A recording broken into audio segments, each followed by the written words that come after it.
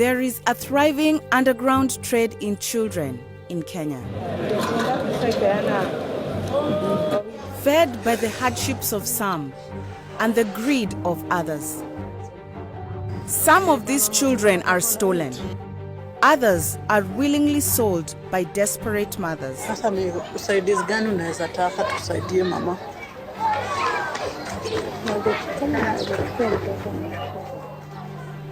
This is the story of one mother, trapped between poverty and the traffickers.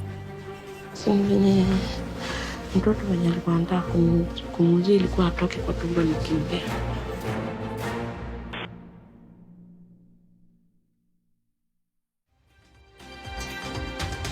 The Kenyan government has ordered an investigation. 1 month ago, we released an investigation into child trafficking that sent shockwaves throughout Kenya. 3 medical officers at a public hospital in Nairobi have been arrested in relation to a suspected child trafficking syndicate.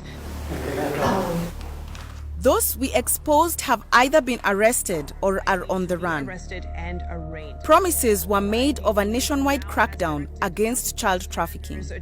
The full force of the law will apply, and we will not spare anybody, including our own officers, who may be involved in this issue.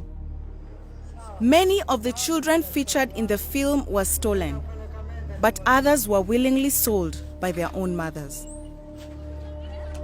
As a mother myself, I wanted to find out what drives some of our young women to take such drastic measures. In one of Nairobi's poorest districts, I met with Sarah. Like other young mothers we contacted during our investigation, she could not support her child, so she turned to the child traffickers. Huyo mtoto uliuza alikuwa na umri gani ulipomuuza? Nilizaa tu hivi nikapeana. Alikuwa kijana. Sasa nikimpeana nilikuwa naenda kugonga kitu 17 years. Wakati tulikuwa na shida, then ilikuwa ni pesa mingi, nilipewa $3,000. Sarah sold her child for just $30.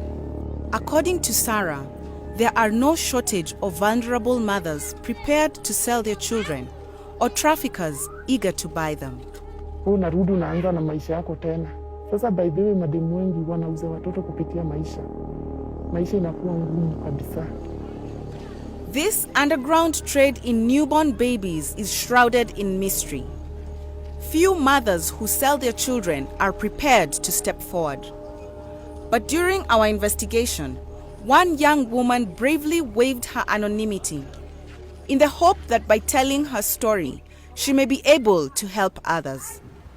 Sasa utafanya aje kama uko kwa shida?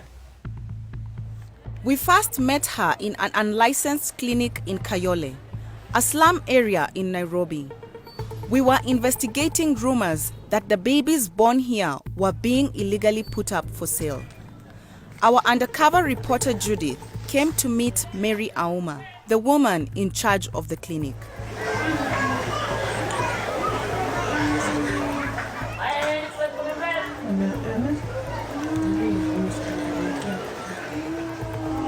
The woman Mary points out is Clenice. She and another woman are in the early stages of labor, and Mary is already negotiating the sale of one of their unborn children to Judith.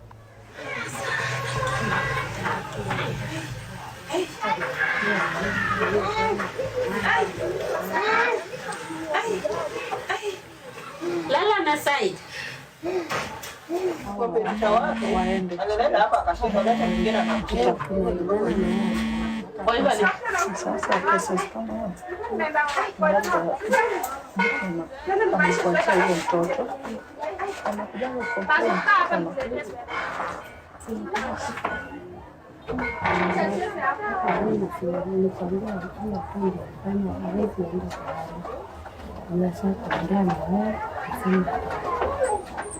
If Mary and her business partner sell Clenice's child, its true identity will be erased forever. Birth certificate onyola tane wanyene tinyanga tsibiri onyola notification la onyola zakatefsa ngokulo wanyo andikirwa sa tayisibwa. Mary promises to call Judith when Clenice's baby is born. Soon after, Judith is called back. Clenice has given birth to a boy.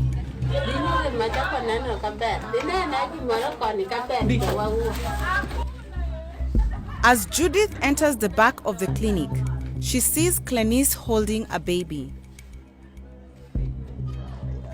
One of Mary's business partners hands Clenice's child to Judith.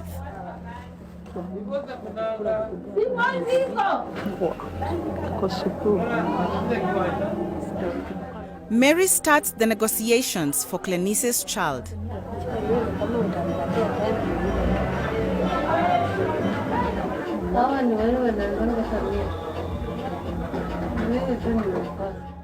As Mary is selling her child, Clenice remains silent. But Judith senses Clenice's unease. She wants to help her, but she needs to move fast. Judith may not be the only customer that Mary has lined up. While Mary and her partner are distracted, Judith quickly pulls Clenice aside.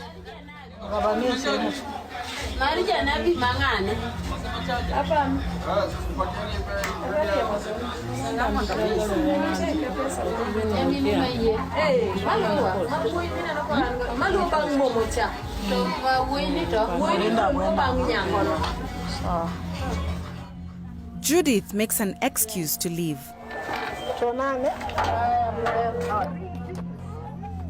Our filming team dashed to the meeting point, hoping Clenice will keep her word. Clenice has managed to leave the clinic and, to our relief, still has her baby. Clenice tells us she is desperate and doesn't know who to turn to for help. Sasa ni usaidizi gani unaweza taka tusaidie mama?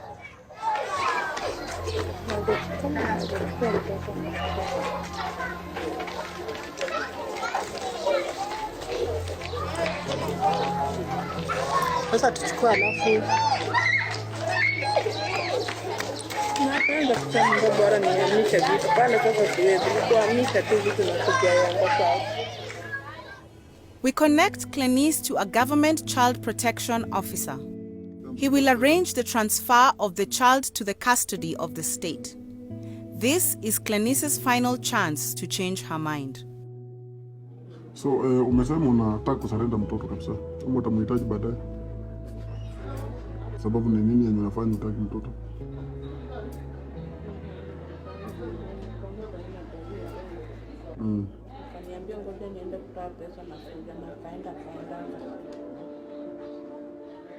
Clenice signs the documents. Her child is now officially under the care of the government. An officer waits to escort the baby to a nearby children's home. Eventually, he will be put up for adoption.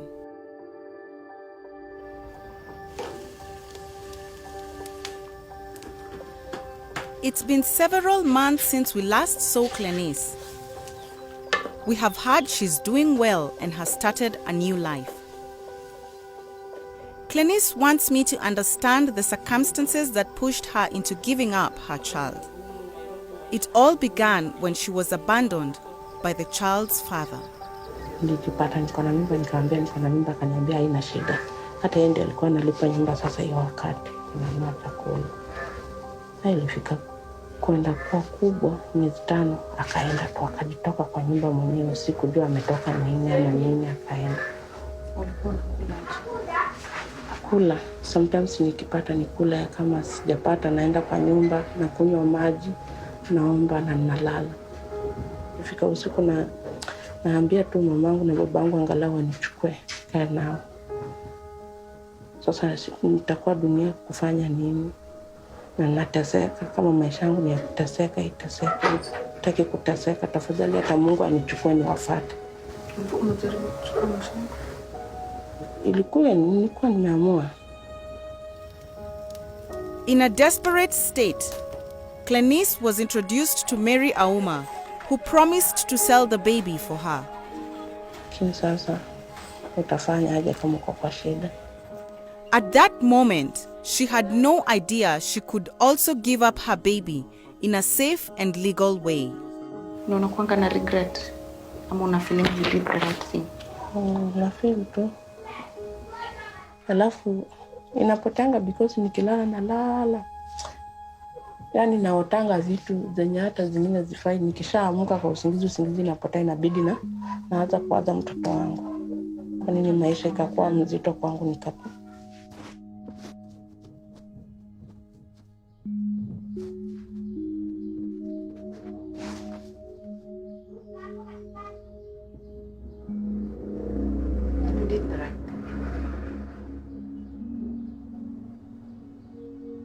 But women in Kenya shouldn't have to face the awful choices that Clenice did. There are legal and safe alternatives. If there are any women out there that are just as desperate and don't know what to do with their babies, this children's home is an option where they can be taken care of. You can come back for them after 6 months. That is legal. And if not, you know that your child is in a safe place and they can be put up with a loving, caring family. Countless young women across Kenya live with the same trauma as Clenice, often in silence.